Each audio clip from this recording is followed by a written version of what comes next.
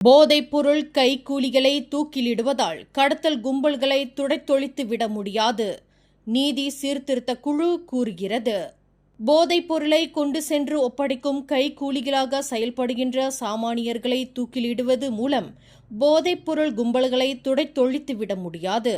மாறாக கடத்தல் கும்பல்கள் மேலும் நெஞ்சூரம் பெறவே இது வழிவகுக்கும் என்று நீதி சீர்திருத்த குழுவான ஹயாட் கூறுகிறது. போதைப்பொருள் கைக்கூலிகளை தூக்கிலிடுவது மூலம் போதைப்பொருள் கடத்தலுக்கு பின்னணியில் செயல்படுகின்ற சாத்தியமான நபர்களை திறம்பட அகற்றிவிடும் என்று ஹயாட் கூறுகிறது. சாமானியர்களுக்கு விதிக்கப்படும் தூக்கு தண்டனை போதைப்பொருள் கடத்தல் கும்பல்களை அசர வைத்து விடாது. மாறாக அவர்கள் தங்கள் நடவடிக்கைகளை தொடரவே வழிவகுக்கும் என்று அந்த குழு கூறுகிறது. சிங்கப்பூரில் இன்று மதியம் 39 வயதான மலேசிய பிரஜையான கே தட்சிணாமூர்த்திக்கு தூக்கு தண்டனை நிறைவேற்றப்பட்டது தொடர்பில் ஹயாட் எதிர்வினையாற்றியது. மேலும் செய்திகளை தெரிந்து கொள்ள கீழே இருக்கும் பெல் பட்டனை அழுத்துங்கள்.